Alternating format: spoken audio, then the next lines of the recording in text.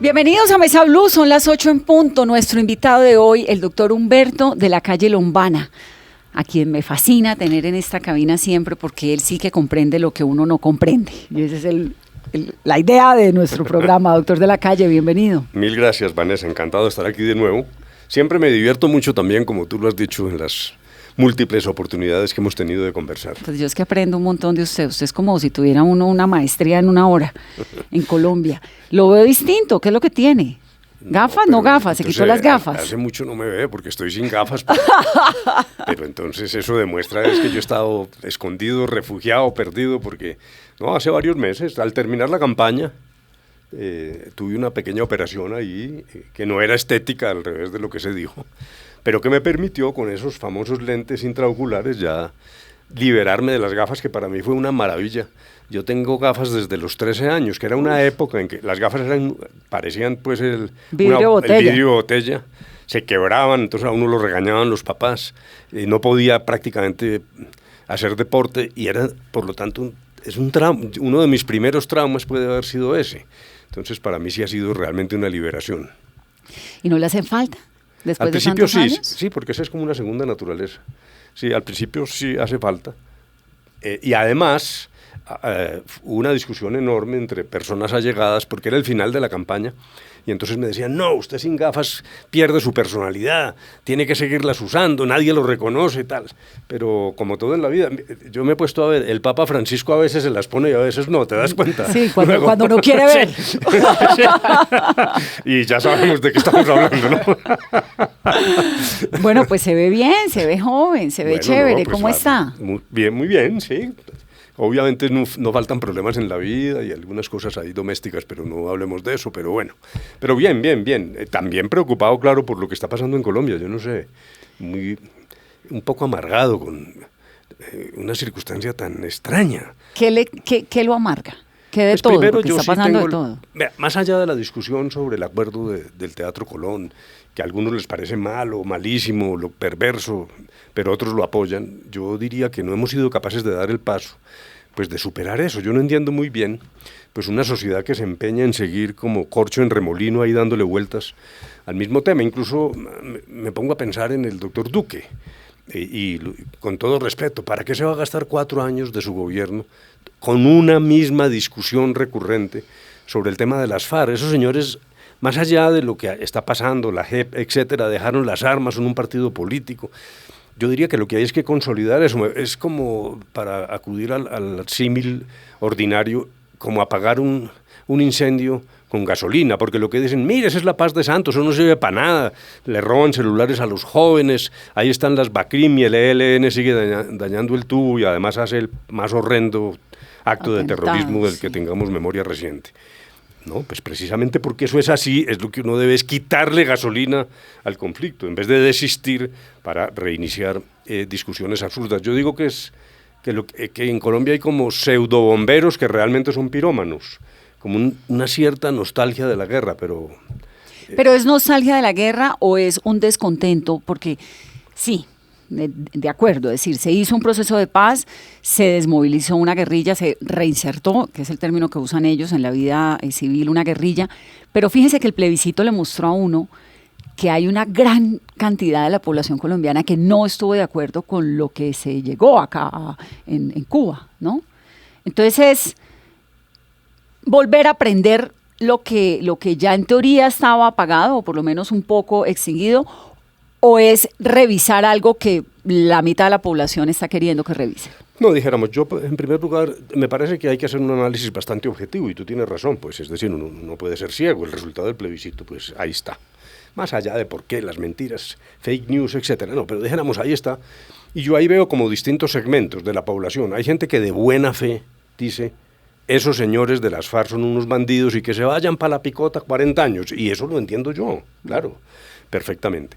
Lo que pasa es que eso tiene sustento moral si se parte de la base de que los demás victimarios deben tener el mismo tratamiento, porque realmente lo que a mí me preocupa de esa visión, la visión de buena fe, no hablemos de los que quieren esconder la verdad, etcétera, no, pero la visión de buena fe piensa, tal vez sin darse cuenta, que cree que hay una violencia buena, son los que dicen, no, bueno, pero los falsos positivos, militares que desviaron el cumplimiento de sus funciones. No, pues eso se oculta, se pretermite, es como una miopía selectiva. Entonces, muy bien. Si queremos estar en una base moral sólida, entonces los 40 años de cárcel en la picota para todos los Para los militares por igual, para los guerrilleros Pero entonces la pregunta es, bueno, ¿y eso es viable? Porque claro, cuando uno llega al extremo del raciocinio moral y concluye, como muchos de los colombianos, que ahí hubo actos horrendos, cuando uno dice actos horrendos de parte y parte, superaríamos por la vía del diálogo el conflicto si ese fuera el tratamiento universal. Eso no es viable. Entonces, lo que se hizo en La Habana no fue aplaudir a las FARC, ni justificarla, sino buscar una solución en términos de lo que se llama justicia transicional, que agrupara a todos y que permitiera obtener la verdad, reparar a las víctimas y cerrar el conflicto. Ahí es donde me parece que están las grandes fallas. Repito, también hay mala intención de algunos, otros que lo que quieren es ocultar lo que ocurrió del otro lado de los bandos y de los antagonistas. Pero realmente lo que me conmueve, lo dijo muy bien el Papa Francisco, es que la palabra menos usada es reconciliación. Es decir, como si nos hemos quedado en las discusiones jurídicas, etcétera, algunas válidas, otras no. Yo quiero decirle que hay demasiada pseudo-juridicidad en Colombia. Yo no sé qué es lo que están haciendo las escuelas de derecho, porque enseñan mucha artesanía, pero muy pocos valores. Entonces, somos capaces como sociedad de salir adelante a través del diálogo para superar una etapa de violación masiva de los derechos de muchas personas, o no somos capaces. Es como si la sociedad estuviera condenada a lo mismo, ¿no? Exacto. ¿Da uno esa sensación? Por eso digo corcho en remolino, que es como decíamos en mi barrio Campo Hermoso en Manizales. Es dele y dele y dele vueltas. El mito de Sísifo, pues usted sube la piedra y la piedra regresa, sube la piedra regresa. ¿Somos capaces de salir de esto o no? Entonces, mi raciocinio es, se logró con parte de la guerrilla, hay otros grupos criminales, sin duda. Se logró la dejación de armas, que es un hecho, la constitución de un partido político, etcétera. ¿No es más práctico para la sociedad garantizar, cerrar esa discusión, afianzar ese acuerdo, entre otras cosas, para tener más capacidad, la organización social colombiana legítima, de afrontar otros conflictos? Otros conflictos, como el del ELN, claro, por ahí ejemplo. viene el ELN. Queremos 10 años de terrorismo. El terrorismo es muy difícil de controlar. Es muy difícil y están determinados a seguirlo. Esta semana entrevistamos a Pablo Beltrán aquí en una entrevista larga, dificilísima, ¿sabe? Porque este señor tiene una frialdad y es como un entrenamiento. Yo decía, ¿de dónde sale ese entrenamiento para mantener una calma constante? Que es un poco lo que pasa con Timochenko. Usted que cuando le tocaba, claro, sí, porque sí, uno, sí. pues es que uno se altera, vuelve, ¿no? Y ellos inmaculados. Pero la verdad es que la dirección política del ELN es un desastre. Francamente, yo oyendo a Beltrán, es decir, aún desde la perspectiva de la existencia de un conflicto, y por muy amplia que sea esa noción, pues lo que está haciendo el ELN es robustecer aquellas fuerzas sociales y políticas que se oponen precisamente a una solución negociada de ese conflicto. No nos puede resultar ahora que la revolución sea matar 22 jóvenes en la escuela de policía. Hoy acabo de oír la noticia, entonces sale el tubo otra vez roto en el oleoducto. La revolución es pegarle a un tubo. No. Bueno, por favor, el ELN sí tiene que hacer una reflexión sobre la situación actual de Colombia y modernizar sus ideas y abrir. Yo sí creo que debería haber espacios. En este momento es muy difícil, pero algún camino debe haber para superar también esa amenaza. En el sentido en que Venezuela siga teniendo esta crisis y Nicolás Maduro eventualmente salga del poder, que es como diría uno, bueno, tal vez eso ocurra, tal vez no sé, es tan difícil de predecir. El ELN se quedaría sin un bastión grande, que es Venezuela, Sin duda, ¿no? sí. Esa es la obsesión del presidente Duque, eso es lo que justifica esta determinación contra el gobierno de Nicolás Maduro. No, yo creo que ese es un elemento.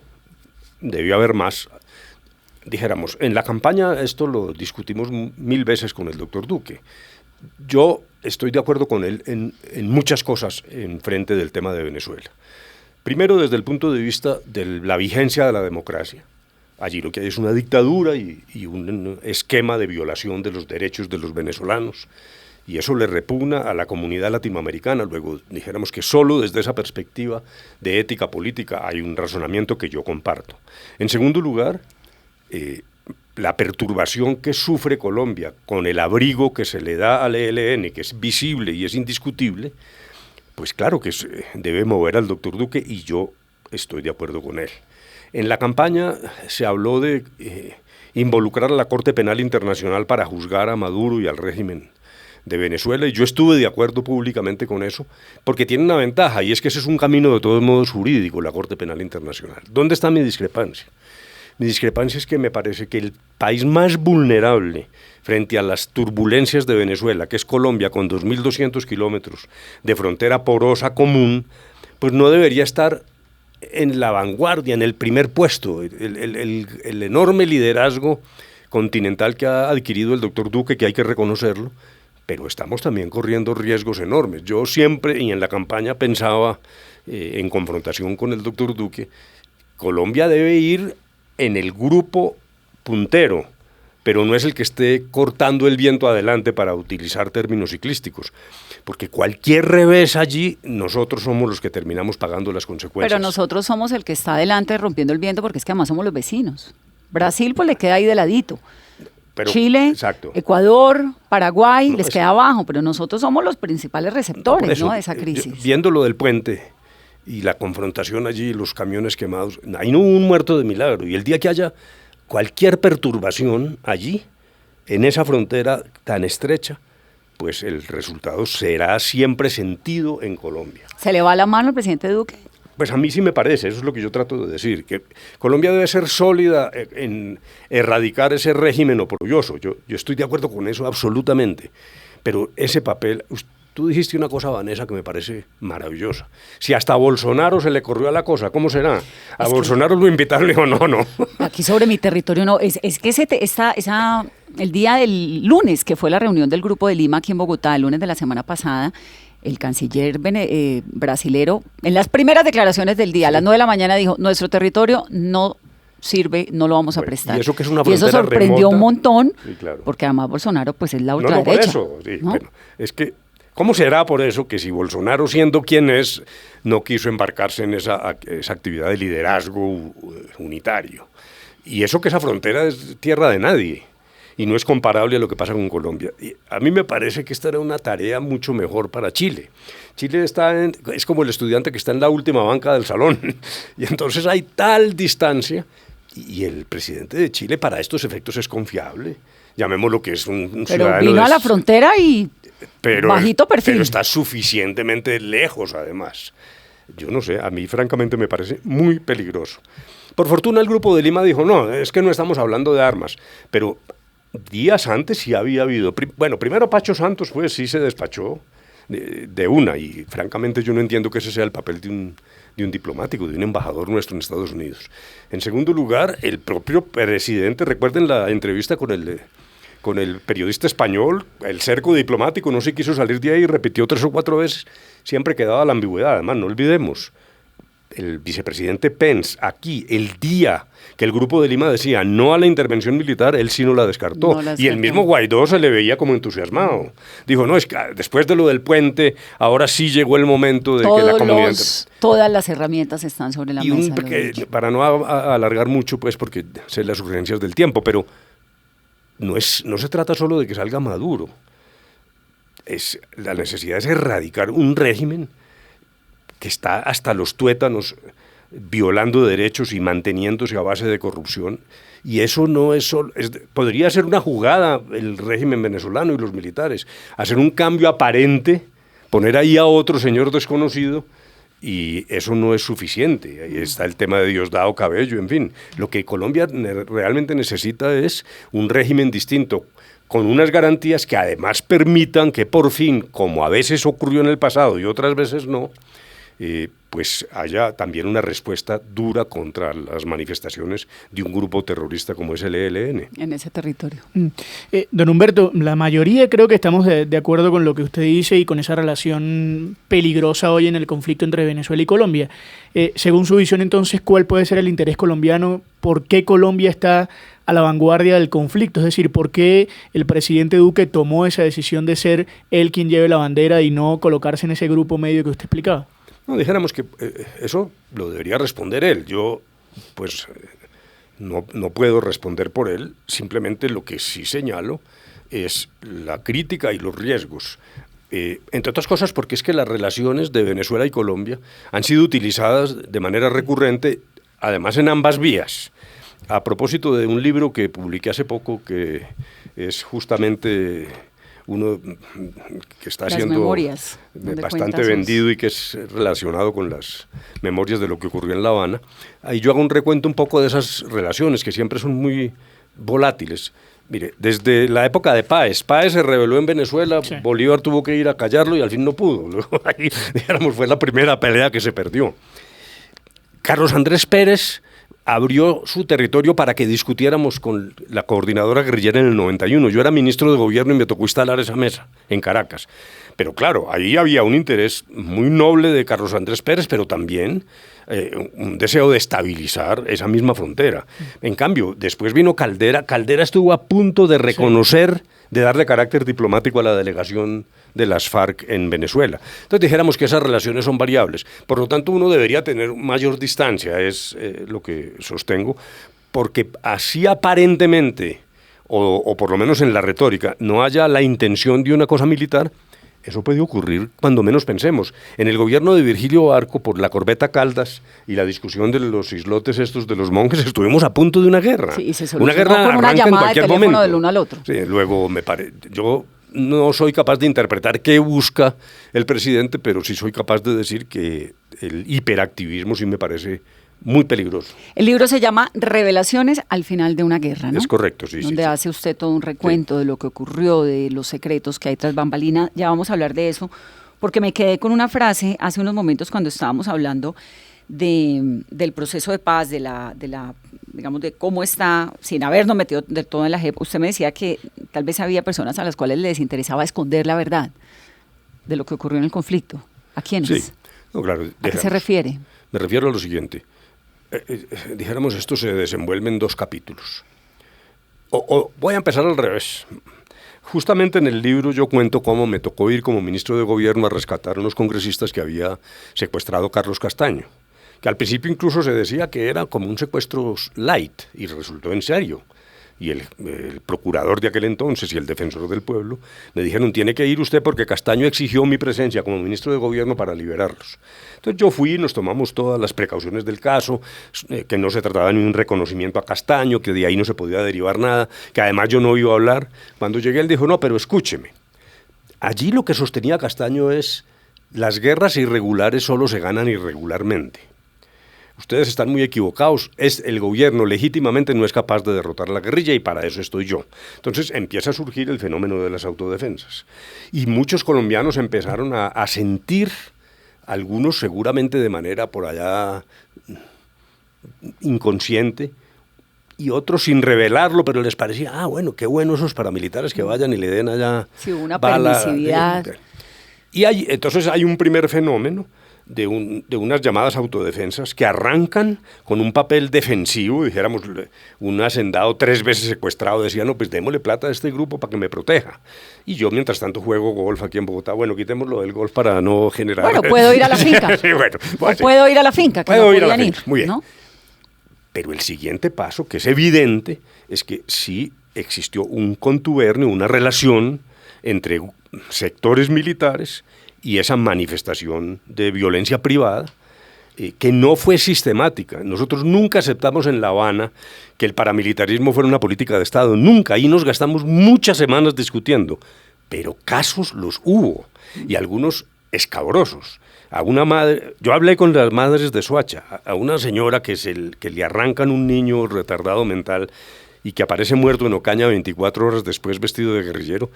No, luego, si no tenemos la conciencia, yo insisto, de que aquí hubo un conflicto donde todas las violencias eran nocivas, no vamos a superar esto. Entonces, personas involucradas en esa actividad, los terceros financiadores, los que le metieron plata a eso, algunos seguramente por coerción. Yo creo que hubo mucha gente extorsionada que le dio palata. Es más, hay personas que le dicen, no, pues yo le venía dando plata a las FARC y después me tocó darle a las autodefensas porque finalmente unos reemplazaron a otros. Sí, en el Urabá, en fin.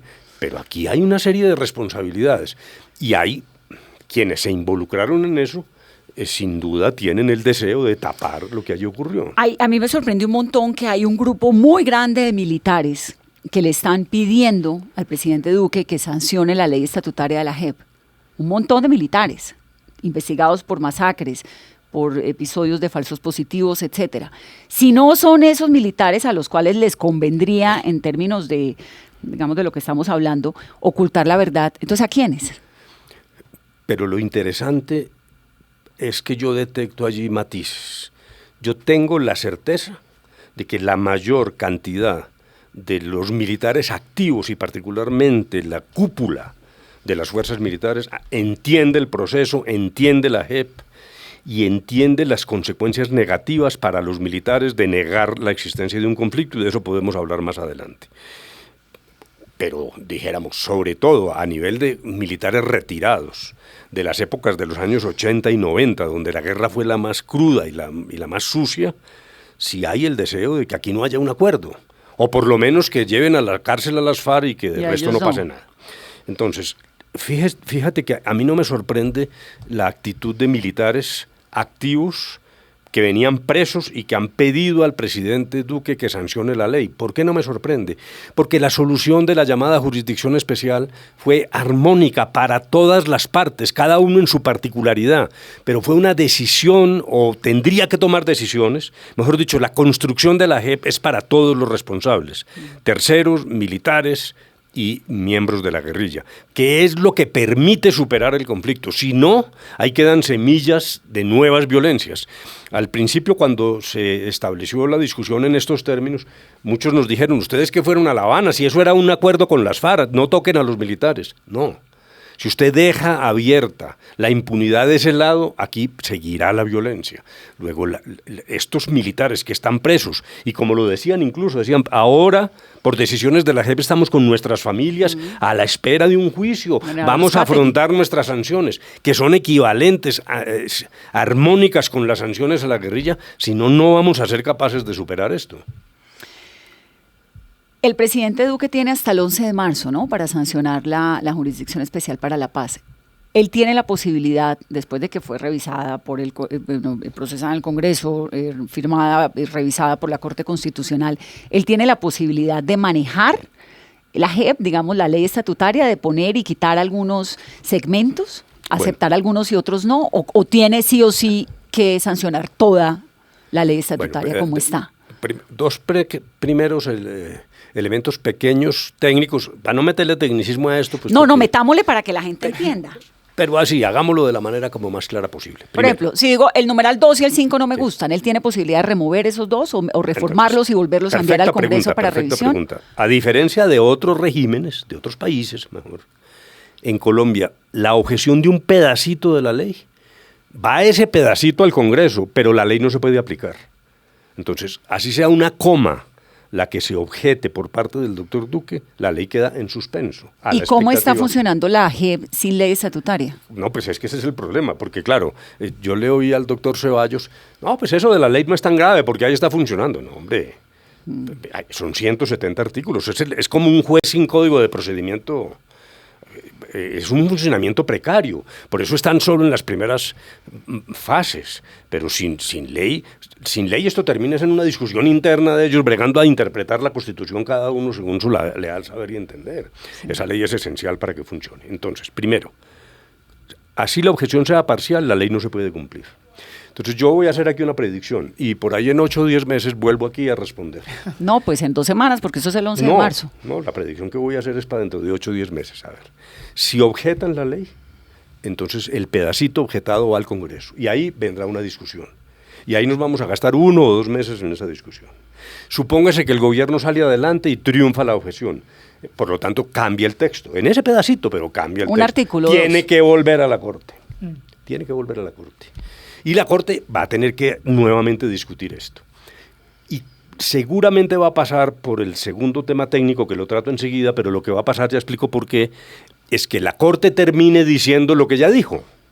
Porque las objeciones que están sobre el tapete ya fueron resueltas por la Corte en el plano constitucional.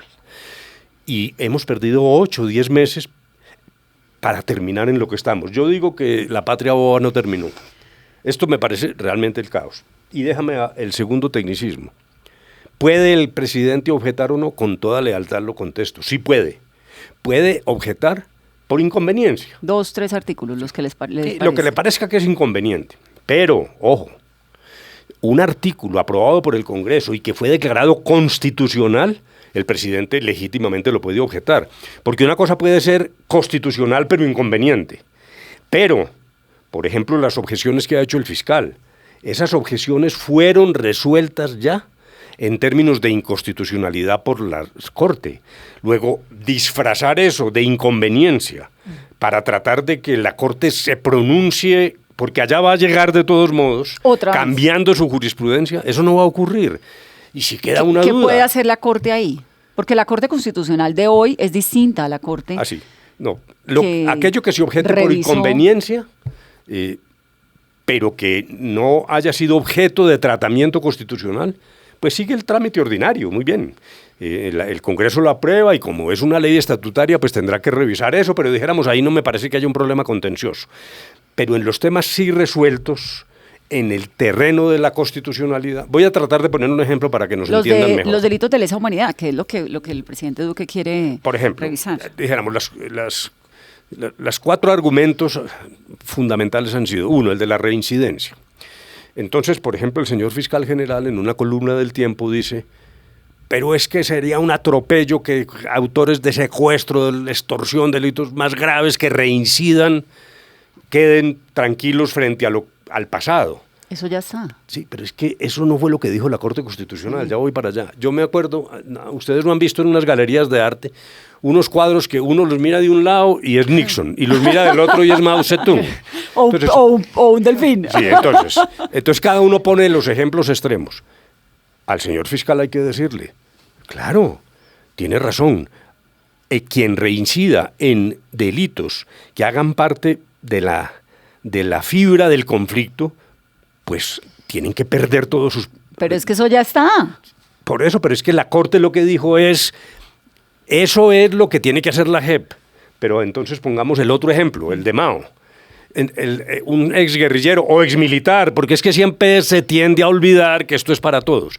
Entonces el exguerrillero que rindió cuentas, reparó, etcétera, etcétera, etcétera, y se va a tomar trago a su casa, tranquilo, cuando llega un vecino y de pronto termina en una pelea y le mete un puño y le hace una herida pues en el ojo. Tiene que perder todo lo que hizo frente al conflicto por delitos de otra naturaleza menos grave y que no tienen nada que ver, pues no. Resumen, esto depende de qué reincidencia estamos hablando. Lo que dijo la Corte es sabio. Digo, la JEP, que es el juez, en cada caso tiene que calibrar en términos de proporcionalidad si el nuevo delito realmente amerita que pierda todo o parte o no. ¿Por qué no dejamos que la JEP trabaje? Eso lo dijo Gilmore, el delegado de Europa. ¿Por qué no dejamos que la JEP trabaje? Las leyes son abstractas, entonces dentro de las leyes caben muchas hipótesis, unas graves y otras menos graves. Para eso son los jueces. Entonces, dijéramos, a mí francamente me parece que el doctor Néstor Humberto tiene razón cuando toma los ejemplos más dramáticos, pero no la tiene cuando hay otro tipo de delitos. Por ejemplo, un delito culposo, el señor atropella a una persona manejando carro. En esas circunstancias, ¿por qué no dejamos que el juez en cada caso diga usted pierde sus beneficios o usted no los pierde? Pero entonces explíqueme una cosa para concluir. El presidente puede objetar algunos de los artículos de la ley estatutaria de la JEP. Y esos artículos se irían al Congreso, que no revisa solo los artículos, sino... No revisa el resto. No, el presidente puede objetar toda la ley. No, pero yo creería que no va a objetar toda la ley, pero tal vez algunos. Sí, entonces unos artículos. Va al Congreso a resolver esas objeciones, no lo demás. Pero lo demás no se puede aplicar. Mientras tanto. Claro, entonces aquí vamos a perder. Y luego la Corte Constitucional tiene que volver a revisar esos artículos. Y es probable que aquellos que ya tocó, así fuera por inconstitucionalidad, va a repetir su jurisprudencia, como el caso que yo y nos podemos demorar en eso. Y vamos a quedar en lo mismo, que es la predicción que le digo, que vamos a hacer, y en 10 meses volvemos aquí, y entonces usted me reclama si yo fui un buen arúspice o no. Bueno, y entonces, mientras tanto, la JEP pues queda sin el piso jurídico con el cual puede trabajar. ¿Qué es lo que pasa con la JEP? ¿Por qué hay esta sensación constante de que a la JEP no la están dejando trabajar? ¿Qué es lo que pasa? Bueno, primero ¿Qué es lo que incomoda tanto? No, pues algunos sectores, no todos, dijéramos, vuelve y juega.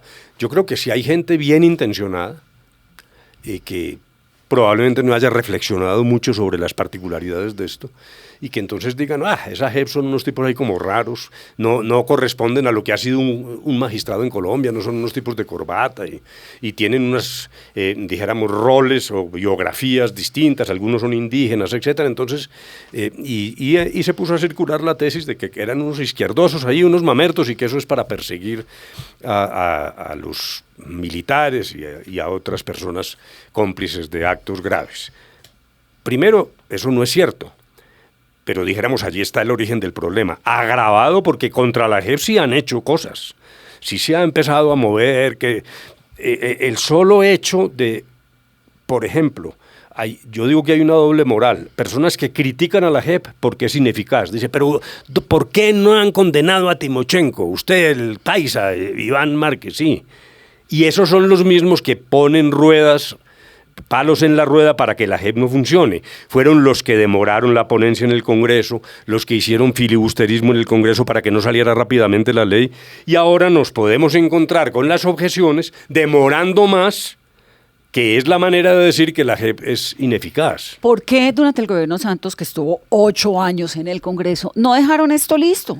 No, eso llegó pues bastante al final, fue después del ¿Pero acuerdo. qué pasó? ¿En qué fallaron allí? No.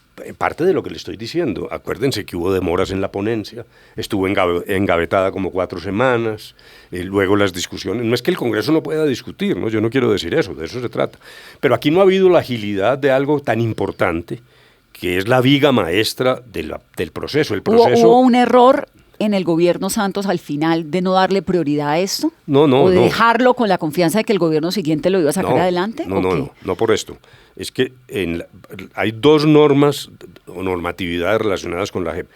Vamos por partes, como diría Jack el Destripador. Algunos elementos se pasaron por el llamado fast track, rapidísimo, ¿no? Sí. Para eso nos inventamos el fast track y eso funcionó y hay normas. En la JEP primero se aprobó una norma constitucional que implicaba pues un trámite. Lo que está discutiéndose ahora es una ley que es la aplicación de esa reforma constitucional que se hizo a tiempo, pero es la que ha sufrido tropiezos y lo que yo preveo, en función, como lo he dicho, de las objeciones, por lo menos admitamos que va a haber un tiempo adicional en el limbo, donde realmente va a ser muy difícil lograr las primeras condenas. Y dejé en el tintero, tú me preguntaste por los llamados delitos de lesa humanidad. Dijéramos, la tesis de la objeción es, ¿por qué el guerrillero raso que cometa delitos de lesa humanidad o crímenes de guerra no le va a pasar nada? Y la Corte aceptó que fueran solo los máximos responsables los que respondieran. Muy bien, demos esa discusión, que es bastante interesante. En primer lugar, no es lo mismo ser el cabecilla y dirigente y organizador de crímenes de guerra, no es lo mismo que, dijéramos, el soldado raso que lo ejecuta. Eso es una cosa evidente, sí, pero como bueno. Los falsos positivos. Pero entonces me retrotraigo. ¿Cuál es la mejor solución para Colombia para que no haya impunidad? Aquí estamos hablando de impunidad. Ley de Justicia y Paz. Lo que se hizo en la Ley de Justicia y Paz fue precisamente lo que están proponiendo ahora. Uno por uno, proceso por proceso, cada tipo de esos con un juicio. La cuenta última que hemos hecho es, los procesos que hay en Justicia y Paz se demoraría 100 años para resolverlos. Esa es la impunidad. Al contrario, lo que dijo la Corte es, haga investigaciones de contexto la Fiscalía, tome los máximos responsables, castíguelos con la plenitud de las sanciones previstas en la Jurisdicción Especial para la Paz, y a los otros no es que haya impunidad, es que se puede suspender la sanción, poner penas alternativas, obligarlos a contar verdad y a reparar, pero no llenarnos de procesos que nunca van a terminar. No, y hay una cosa importantísima de la JEP que creo que en eso tal vez estamos de acuerdo, y es esta búsqueda de la verdad. Vamos, sobre el capítulo de los paramilitares, claro. Pues me da pena, pero los señores todos están extraditados en Estados Unidos. Me parece nadie sabe qué fue lo que pasó con ellos ni por qué. La maravilla de lo que estoy oyendo es que esto es como un microscopio, ¿no es cierto? Entonces, allá lo que se hizo fue un sistema integral, que era verdad, justicia, reparación y no repetición. Los colombianos, muchos, no todos, han puesto el microscopio en el tema de justicia, el de las sanciones, el de la JEP. Pero es que esto va acompañado de verdad y de reparación y un marco de condicionalidades. Las decisiones menos drásticas de la JEP dependen de la verdad y de la reparación. O sea, es un marco de condicionalidades que es esencial. Y eso, sentado en una cabina de radio, es muy difícil de comprender porque es que a uno no le ha pasado eso. Pero cuando viaja a las zonas y se encuentra a la señora que le desaparecieron a su hijo, al hermano, al tío, al primo, porque es que el conflicto en Colombia realmente es o ha sido de una violencia atroz, uno entiende que la señora lo que quiere es que le digan por qué. Bueno, pues en mis múltiples reuniones con víctimas es muy interesante porque personas humildes se me pegaban aquí de un brazo y me decían, si hay reparación económica, claro que a mí me sirve, pero la verdad, ¿qué pasó? ¿Qué fue lo que pasó con mi esposo, con mi hijo? Yo necesito saber. Sí, eso hace parte del duelo. Bueno, y de hecho, en la aplicación de la Ley de Justicia y Paz, que ya he dicho que tiene el problema del exceso de procesos que termina conduciendo a la impunidad, pero ha logrado cosas importantes en términos de verdad. Hay unas maravillas de experiencias, por ejemplo, de una señora vendedora de paletas, de helados, pues, por allá en el Cauca, que se encontró con el paramilitar que mató a su esposo, y entonces le preguntó, le dijo, ¿usted por qué mató a mi esposo? Entonces el tipo le dijo, señora, es que o se moría su esposo o me moría yo. Y ella le dijo, yo no voy a ser amigo suyo.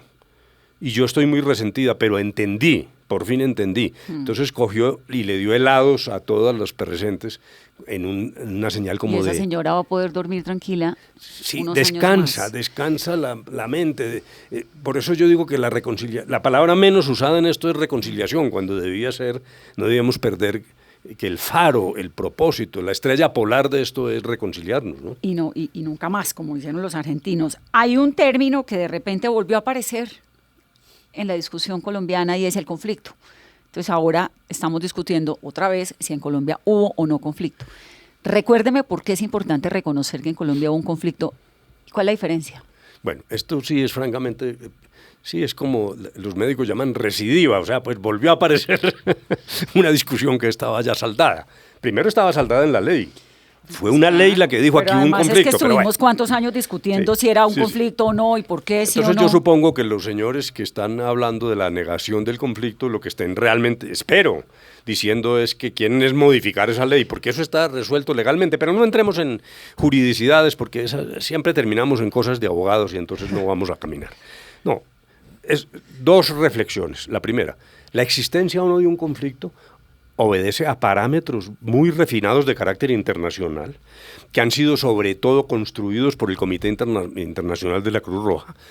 Objetivamente, más allá del nombre, de la intención, etcétera, objetivamente hay unos estándares, que haya una hostilidad continuada, que haya una cierta capacidad militar, que así no haya, dijéramos, control territorial, sí presencia, que implica para el Estado un esfuerzo a fin de recuperar su dominio de ciertos territorios. En fin, usted coge, lo dijo el director del Comité Internacional de la Cruz Roja aquí en Bogotá, en una cosa muy interesante que publicó un periódico. Dijo, mire, en Colombia hay conflicto porque hay, es que eso no es que uno lo llame de una manera u otra. Ese es, dijéramos, un diagnóstico, una radiografía, como si a uno le hacen una resonancia magnética. ¿Para qué se pone uno a pelear con el radiólogo? Eso es lo que hay ahí. Sí. Pero está bien. Esa discusión, alguien podrá decir, no, pero no es tanto. Pues Darío Acevedo, sí, el dice director del Centro Nacional que ahí de no Memoria hubo y Histórica. que esos son unos terroristas. Llámelos como quiera, pero hubo un conflicto. Pero no, a mí lo que me preocupa, y hace poco escribí una columna sobre eso y en mi libro lo explico bastante bien, espero, es si aquí no hay conflicto, las víctimas se llaman los militares. A ver, vámonos con cuidadito, porque ¿qué es lo que pasa? Lo que justifica la aplicación del llamado derecho internacional humanitario es la existencia de un conflicto. Si no hay conflicto, no hay derecho internacional humanitario. Ese derecho, ¿qué es lo que busca? Proteger a los terceros, a la población civil, evitar los desmanes de la guerra, pero al mismo tiempo, precisamente termina validando qué tipo de acciones en medio de un conflicto se pueden hacer. Mientras que si no hay conflicto, usted no puede aplicar el DIH, tiene que aplicar los procedimientos ordinarios, el derecho de los derechos humanos y las normas internas. Entonces pongámoslo en un ejemplo para que nos entendamos. Cuando se hace de manera uso deliberado de la fuerza, por ejemplo los bombardeos que ha habido en Colombia, si no hay conflicto son ilegales. Entendí. Porque la policía y el ejército, sobre todo la policía, porque si no hay conflicto, estamos hablando de las normas policivas, tienen unos procedimientos. Primero, no pueden partir de la base de que van a usar la violencia. Pero entonces, ¿por qué me dice que si no hay conflicto las víctimas son los militares? Por lo que le estoy diciendo. Pero si quieres lo corroboro. Si no lo entiendo. Ya voy a explicar por qué. Un militar que ha hecho un bombardeo que implica el uso deliberado de la fuerza contra un objetivo militar, si no hay conflicto no puede hacer eso. Lo que tenía que haber ido era llegar a percibir al terrorista o delincuente, o como lo quieras llamar, decirle, hombre, ¿por qué no te rindes? Y solo se usa la fuerza en términos de la normalidad de los derechos humanos, cuando no hay más remedio, porque hay legítima defensa o porque no hay más que hacer. No puedes usar premeditadamente la fuerza si no hay conflicto. Entonces, ¿qué pasa? Que todos los bombardeos van a ser judicializados. Eso ocurría antes del manual operacional de las fuerzas militares.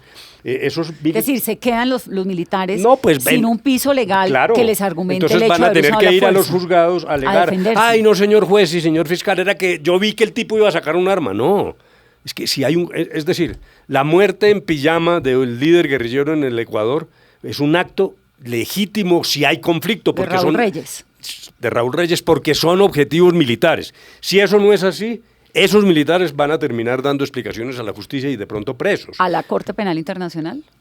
Pues puede que se meta o no se meta, pero no aquí mismo. No, es que esto ya pasó. Hubo un tiempo en que precisamente por negar el conflicto los militares, cada que había un operativo, abrían una investigación, llegaba la fiscalía y ponían en indagatoria al militar a explicar por qué usó la fuerza. Es precisamente esa la diferencia. Si hay un conflicto, usted sabe que hay objetivos militares y en el conflicto puede usar la fuerza premeditadamente por razón de esos objetivos. Entonces, mejor dicho, yo realmente no entiendo por qué esto, que se dice que es para proteger a los militares, al contrario, los van a hundir con el riesgo adicional de que entonces venga la Corte Penal Internacional a decir, bueno, ¿qué fue lo que pasó allá? En estos días alguien de la Corte Penal Internacional le pide al presidente Duque directamente que sancione la ley estatutaria. Eso es un poco como mostrar los dientes del derecho internacional, ¿no? Pues es una advertencia. ¿Es una advertencia? Claro. ¿Usted cómo lo lee? No, pero sin duda. James Stewart, el vicefiscal de la Corte Penal Internacional. ¿Quién hizo la declaración? Y con quien yo debatí no, al contrario, asistí a un foro, cuando estábamos en La Habana, él vino a Colombia y tuvimos un foro en la Universidad del Rosario, que entre otras cosas avaló lo que estábamos haciendo en La Habana y dijo, mientras no se aplique una amnistía generalizada, mientras haya formas serias de justicia que además apliquen a todos los responsables, la Corte Penal no interviene. Pero precisamente descuajar el acuerdo, arruinar la JEP y luego ahora negar el conflicto, genera una situación muy grave en términos nacionales e internacionales, pero serán los militares los primeros que tendrán que sufrir las consecuencias. Doctor de la Calle, ¿cómo entiende el incremento de los cultivos ilícitos y este debate que hay nuevamente en torno al uso del glifosato? ¿Por qué se salió? O sea, si el término es decir que se salió de madre el incremento de los cultivos. Sí, yo diría lo siguiente, también con toda objetividad y con honestidad, dijéramos. Hay varias causas. Una, yo puedo admitir eso, es probable que ante la hipótesis, cuando estábamos en las negociaciones, de que iba a haber, dijéramos, incentivos para la sustitución voluntaria, con presencia del Estado, inversión, es probable, yo no lo niego, pues que algún campesino que había dejado la coca dice, no, pues entonces yo vuelvo a sembrar porque allí va a haber unos, dijéramos, incentivos. Sí. Eso puede ser un elemento. Segundo, lo que sí niego categóricamente es que en La Habana hubiéramos entregado la fumigación. Es que yo he oído miembros del Centro Democrático diciendo, claro, allá entregaron la fumigación. Eso, mejor dicho, este es un problema de simple lectura elemental. Yo recomiendo en ese caso la utilización de una cartilla que llamábamos La Alegría de Leer, que fue con la que aprendimos a leer. Hombre, lea. ¿Qué es lo que dice el acuerdo? Dice, comprensión de lectura 1. Sí. Entonces, el acuerdo lo que dice es, tratemos de sustituir voluntariamente con las comunidades. Las comunidades donde no haya voluntad de sustitución, vamos a la erradicación. Ojalá manual. Y el tercer parágrafo dice, si no es posible en función de las circunstancias, por problemas de lejanía geográfica, o porque hay respuesta armada, o por cualquier otra razón, el Estado no renuncia a fumigar. Eso es lo que dice el acuerdo. Léanlo, por Dios. ¿Qué pasó después? la prohibición del glifosato obedeció a decisiones del Estado colombiano, del Ministerio de Salud, a instancias del Ministerio de Salud y de las Cortes, por su supuesto carácter dañino. Ahí ha renacido la idea de fumigar. Siempre preocupa, lo dijo ayer o antier, el exministro de Salud Alejandro Gaviria, cuando dijo, mire, en el Perú ni se habla del glifosato, no es posible. Se parte de la base de que por conseguir efectos de seguridad uno no puede perjudicar a las comunidades y a los cultivos. Ahí entonces surge la tesis de que no, que si no es con aspersión aérea, sino con drones. En fin, bueno, vamos a tener una discusión enorme en eso, pero yo sí creo que entendiendo el drama de Colombia, yo no lo minimizo. 200.000 hectáreas son una tragedia. Yo entiendo, Perú tiene 50.000 hectáreas, luego dijéramos que no es la misma dimensión del problema, pero solo con erradicación no vamos a vencer tampoco el problema, porque se desconocen las cifras. Aquí ha habido picos y bajas. Sí, eso se llama el efecto balón. Sí, y entonces usted fumiga aquí y aparece por el otro lado. Sí. Y otros elementos de carácter macroeconómico. Están probados los ciclos en función del precio del oro. Cuando el oro sube, estos señores bajan la coca. Claro, porque si el oro se deteriora, entonces vuelve la coca. Ahí es un elemento demasiado complejo que tiene ingredientes de problema agrario, más allá que problema penal. Lo dice el doctor Zuleta, que es un investigador de la Universidad de los Andes, absolutamente impecable en términos, dijéramos, de parámetros de esta sociedad. Dice, no desoigamos los elementos del problema agrario de las familias cultivadoras, porque solo con glifosato tampoco encontramos la solución allí.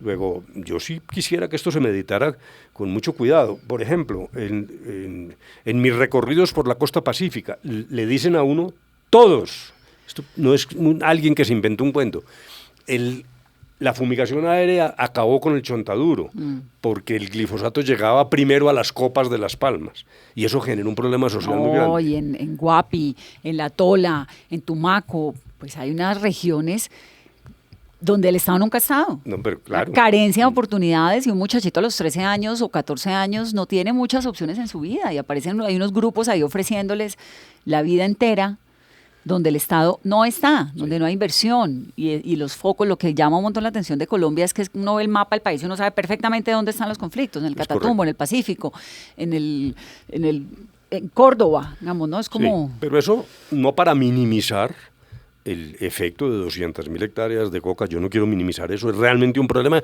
y yo trato de entender al gobierno, porque se encuentra con un problema que además tiene repercusiones internacionales, la posición norteamericana, internacional, el apoyo, todo. Pero tengamos cuidado antes de tomar esa decisión, yo no sé.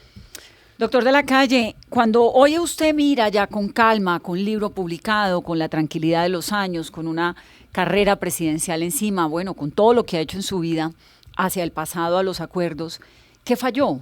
¿De qué se arrepiente? No, yo no me arrepiento nada, pero no lo digo por arrogancia, porque a veces hay gente que dice, este señor lo que cree pues es que es Dios y que es perfecto. No, yo sostengo la tesis de que el mejor acuerdo es el acuerdo que resuelve el conflicto. El posible. Es que, es que no hay como la escala Richter de los acuerdos. De 1 a 10, eso no existe. Ni como los muchachos que ganan la materia con 3 y la pierden con 2.9 o 3. Bueno, de 1 a 5 que era en mi época, creo que ahora ya eso es distinto. Entonces, eso no existe. El acuerdo que sirve es el que resuelve el conflicto. Aquí lo resolvimos. ¿Qué quiero decir con eso? No me canso de repetir. Uno de los elementos claves de La Habana fue distinguir entre el conflicto y la paz. Siempre fuimos muy cuidadosos.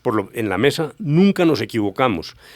Finalizar el conflicto es lo que abre la posibilidad a una etapa de paz, que se demora más, que involucra a todas las ramas del Estado y a los colombianos, que uno prevé que esto es más de una década. Pero el conflicto terminó, y terminó por fuerza de un acuerdo, y se destruyeron las armas, y esos son hechos evidentes. ¿Usted volvió a ver a Timochenko?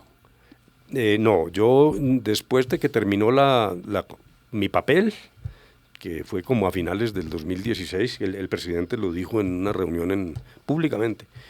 Yo no me he vuelto a reunir con las FARC, y en todo caso no formalmente, salvo una reunión a raíz de acontecimientos hace 6 meses o algo así con Catatumbo y con Victoria, como en un encuentro informal y tangencial, pero no, yo no he vuelto a tener comunicación con ellos. En un reciente acontecimiento en el Centro García Márquez, donde hubo muchas fuerzas, no solo políticas, sino culturales, sociales, intelectuales, haciendo un llamado a la paz, sí me tocó estar sentado al lado de Timochenko. ¿Y cómo es el saludo? Hola, no. Tranquilo, cordial. Sabe que Timochenko tiene un modo de ser afable, tranquilo. A mí es muy sorprendente que haya sido el comandante de las FARC realmente. Sí, yo lo tuve aquí sentado en la cabina y me pasó lo mismo. Este señor, a mí me pareció favor. más como maestro de escuela, ¿no? Sí, terminó contando sobre su embarazo y el perrito que tenía. Andaba con un perrito cabina. para arriba y para abajo y era como, no puede ser que sobre este señor allá. Una personalidad muy distinta a la de Márquez, porque Márquez hasta en la postura corporal más guerrerista se ve. Más militar, en el sentido de guerrerista, sí. Doctor de la Calle, esta semana en la entrevista que le hacía a Pablo Beltrán, a mí me quedó como la inquietud y la sensación de decirle, usted tal vez va a pasar a la historia como un guerrillero que se envejeció en la guerra. Marulanda, ¿no? Estos que... En contraste, le quiero decir que usted va a pasar a la historia como un político que hizo todo por la paz y que eso creo que Colombia lo va a entender y lo va a valorar con los años y con el tiempo. Bueno, pues siempre, yo le agradezco mucho. Yo no, por eso digo, ni me arrepiento. Ha sido muy duro, pero yo estoy muy convencido de lo que hicimos. Tengo el apoyo de mi familia. Hace 2 o 3 días fueron a ver esta exposición de fotografía de Abad Colorado. ¡Qué impresionante! Y mis hijos me escribieron, papá, estamos orgullosos de ti. Y eso es suficiente para mí. Yo estoy totalmente tranquilo y como muy por encima, pues, de estas pequeñeces. Pero frente al ELN, yo sí quiero señalar que es incomprensible la dirección política del ELN. Este es un momento muy malo para hablar de conversaciones, pero algún canal humanitario deberíamos dejar y alguna posibilidad de resolver esto, porque es que el terrorismo es muy difícil de controlar. Aquí, en Irlanda, en la Gran Bretaña, bombas al frente de la tienda Harrods. Había una película hace tiempo sobre Argelia, el terrorismo en Argelia. Entonces los franceses aislaron ese barrio que se llamaba la Casbah, pusieron retenes, y la gente tenía que tener un carnet para poder entrar, los árabes, y seguía el terrorismo. Entonces nosotros no podemos seguir esclavizados a eso. Esto puede ser 10, 15 años. Ojalá logremos recuperar algo, pero para eso se necesita algo de sindéresis, por Dios, de la dirección de los helenos. ¿Pero en este gobierno hay posibilidades todavía de un proceso con el ELN? En este momento yo creo que es muy difícil. Comprendo que al doctor Duque le queda, en estas circunstancias, muy difícil. Yo entendí perfectamente su decisión de romper esa mesa. No entendí lo de los protocolos de salida. Yo francamente, ya eso lo he dicho 1000 veces y no lo voy a repetir. Yo creo que ese es un error.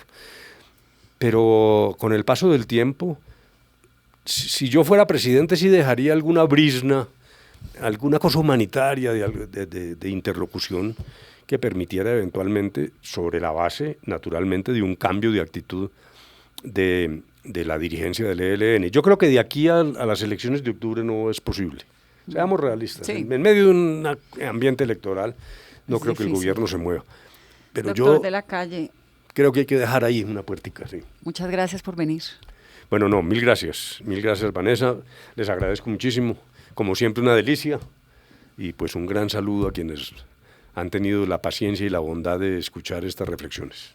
Gracias. Y a ustedes que tengan un muy feliz resto de noche.